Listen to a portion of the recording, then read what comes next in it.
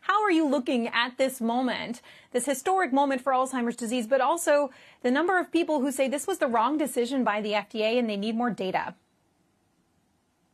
Thank you, Meg, for having me.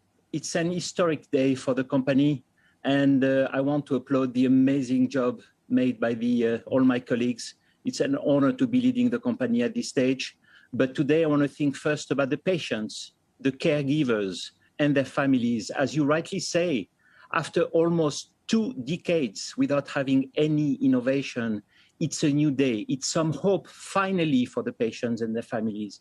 It's a new chapter that is being opened that we're going to write together with the patients and their families and the caregivers. Now, the FDA approved the drug in this sort of creative new pathway as an accelerated approval, saying it's approved based on the fact that it clears amyloid plaques from the brain, and that should confer a clinical benefit, meaning slow the progression of Alzheimer's disease. And they're requiring you to do a post-marketing study, essentially a phase 4 trial. What can you tell us about your timing for that, when you expect to have results really proving the clinical benefits of aducanumab? Well, accelerated approval is a well-established pathway by the US FDA. So there is nothing new or revolutionary here. And it is used mostly for, largely with oncology products. And this is a new way in order to open a new space with eventually some indication about clinical outcome over time. We are delighted about this approval, and we are committed to continue to study the product. This was the plan in any case.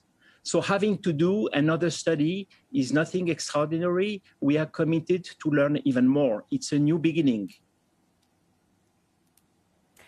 If the confirmatory trial does not prove the clinical benefit of the drug that it's hoped to prove, would you support the FDA pulling the drug back off the market? So if I'm not mistaken, we have more than 9 years in order to deliver, up to 9 years in order to deliver the final results of the study that we will design together with the US FDA, for which the protocol is not yet over and finalized. And as importantly, before the 9 years, and we are committed to deliver the data as soon as we can, obviously, we will be in a position to generate real-world evidence data that hopefully will substantiate the mechanism of action. Let me remind you that today, and this hypothesis that was so challenged by many, that today we have 3 independent compounds showing similar binding characteristics, the way aducanumab shows, with similar results. So it's not solely aducanumab. Now we have 3 independent compounds that are able to target this toxic plaque of peptide that is like the plaques are bad in the arteries, in the heart, also around the brain.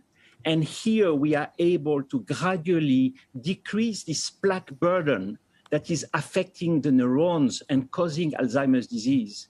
I think this is significant. I think this is writing history.